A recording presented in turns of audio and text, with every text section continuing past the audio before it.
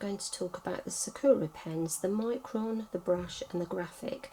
Now this is just a little introduction to the pens, and I will have further videos where I'm going to do some demonstrations with each pen and talk a little bit more about the individual pens.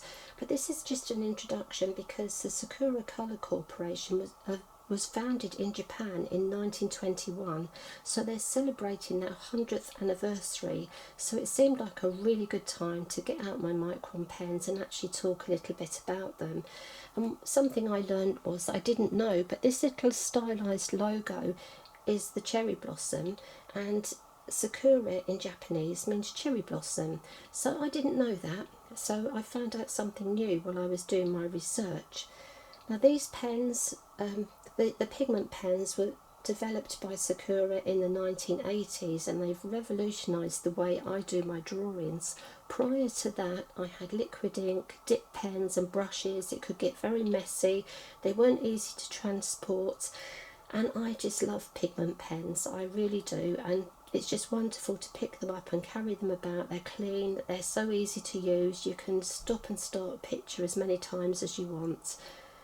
And what I like about the pigment pens as well is there's no nasty smell because they're water based, they're quick drying, they're waterproof when they're dry, they're fade resistant, and they are just really nice pens, and they're acid free, so they're pH neutral, which is really good. It's something you want so it won't deteriorate with time.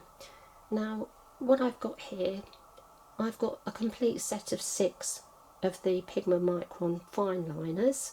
I've also added to my collection the 003, which I'm not sure if that's relatively new or not. I think I got that earlier this year actually, when I was looking at fine liners. But you can get a pack of 6 or you can buy them individually, and I always recommend to people, if you're not sure and you're trying a new pen, just buy 1 or 2.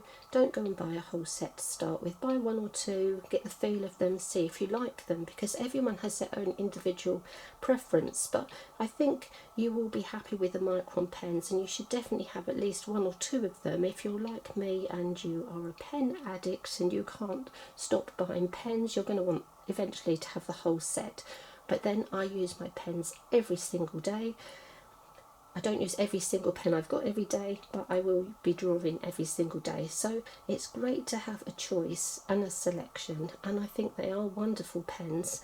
And you can see here I've just done a little bit of experimenting for you and for myself. This is something I do with all my pens. I do a little card and I write some details like the number on the pen, how thick the line is. I do some squiggles, some straight lines, some dots, and then I've got a little record that I put into a folder, so when I'm looking for a pen for a particular product, I've got a record of what I've got and how they're going to look.